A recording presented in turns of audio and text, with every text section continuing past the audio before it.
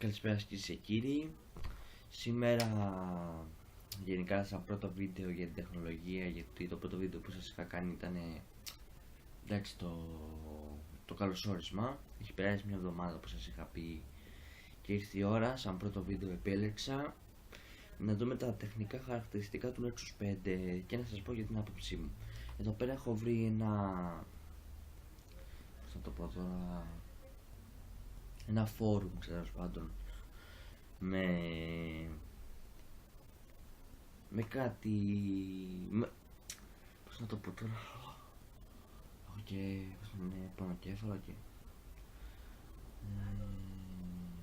τέλος πάντων θα σας διαβάσω έτσι ένα κειμενάκι για τον Nexus 5 και μετά θα σας πω και την άποψή μου. Λοιπόν, ας ξεκινήσουμε. Το Nexus 5 είναι ένα smartphone που αναπτύχθηκε σε συνεργασία με την Google για την LG Electronics που τρέχει το Android λειτουργικό σύστημα. Ο διάδοχος του Nexus 4 δηλαδή.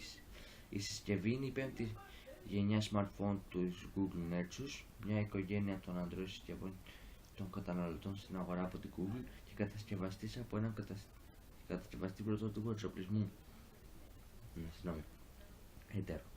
Το Nexus 5 παρουσιάστηκε στην Αμερική στις 31 Οκτωβρίου του 2013 και κυκλοφόρησε σε μαύρο και λευκό χρώμα την ίδια μέρα για online αγορά στο Google Play σε επιλεγμένες χώρες.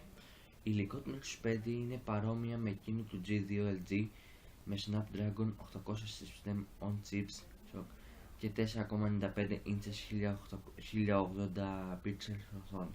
Το Nexus 5 είναι επίσης η πρώτη συσκευή που διαθέτει την έκδοση 4.4 του Android. Λοιπόν, και θα διαβάσω και αυτό εδώ πέρα.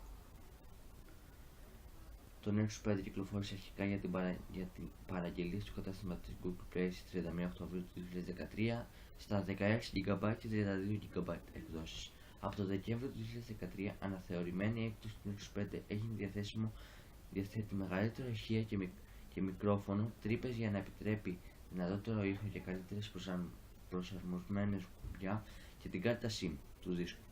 Βελτιώνει επίσης και την αντοχή της οθόνης, καθιστώντας το λιγότερο επιτρέπει σε θράψη. Αυτή η αναθεώρηση έκδοση επισημαίνει με αριθμό παρτίδας 311K, ενώ η αρχική έκδοση έχει αριθμό παρτίδας 310K. Πρώτο ψηφίο του αριθμού παρτίδας σημαίνει το έτος 3 για το 2013 για παράδειγμα, και τα υπόλοιπα δύο ψηφία δηλώνουν το μήνα 11 για το μήνα Νοέμβριο για παράδειγμα. Ως εκ τούτου το Nexus 5 κατασκευασμένο τον Ιανουάριο του 2014 είναι η νεότερη αναθεώρηση του υλικού με 401K όπως ο αριθμός της παρτίδας. Αυτό ήταν ένα μικρό από ένα άρθρο, το θυμήθηκα από ένα άρθρο που είχα κάνει, και τώρα να σας πω και τις απόψεις μου. Πρώτα απ' όλα να σας δείξω τη συσκευή σε εικόνες, γιατί δεν έχουμε τη δυνατότητα να το έχουμε έτσι εδώ πέρα, και να σας πω και στην Ελλάδα πόσο κοστίζει. Η συσκευή τη διαθέτει προς το παρόν η Wind και η Vodafone νομίζω. Λοιπόν, Nexus 5.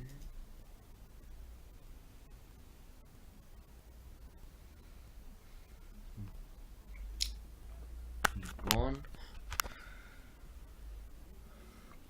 μισό λεπτό. Αυτό είναι το Nexus 5. Μπορείτε να το βρείτε στα Public που συνεργάζεται με τη Wind στα 399 ευρώ.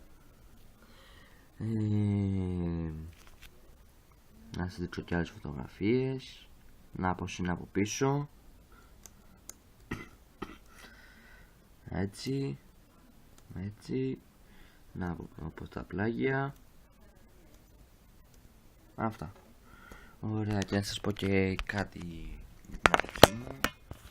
Λοιπόν, το Nexus 5 σαν design μου φαίνεται αρκετά καλό, δηλαδή δεν είναι κάτι φυσικά το φοβερό, αλλά για αυτή την τιμή που το έχουν μπορείς να πεις ότι είναι ικανοποιητικό, δηλαδή τέλος πάντων ικανοποιητική τιμή. Λοιπόν, με το λογισμικό αυτό μπορείς να κάνεις πάρα πολλά πράγματα για την νεότερη έκδοση, οπότε καταλαβαίνετε. δεν γινόταν να μην μπορείς να κάνεις πάρα πολλά, να έχεις,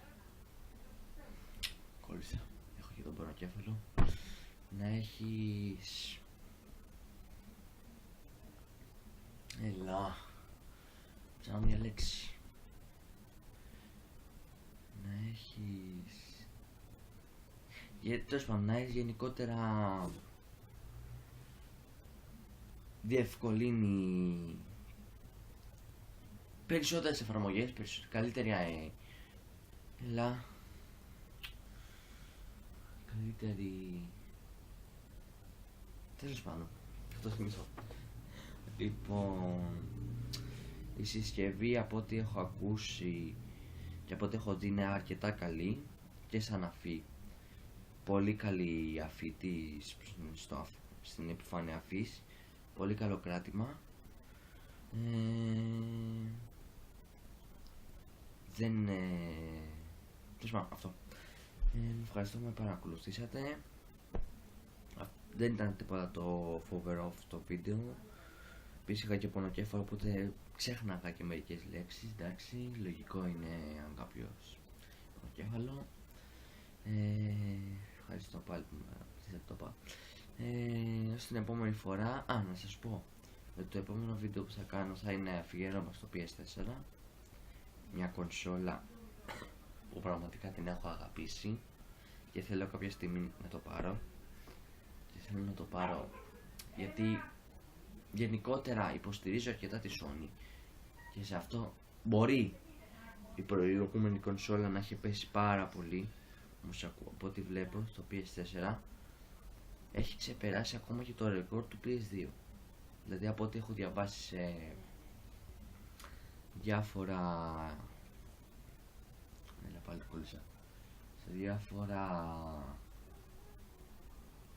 τέλος πάντων κειμενάκια που έχουν δημοσιευτεί στο ίντερνετ, έχει ξεπεράσει τις πωλήσεις του PS2. Δηλαδή το PS2 ας πούμε μέσα σε μια εβδομάδα, ξέρω εγώ, έκανε 1 εκατομμύριο πωλήσεις, το PS4 έκανε 2-3 εκατομμύρια. Λοιπόν, ευχαριστώ που με παρακολουθήσατε.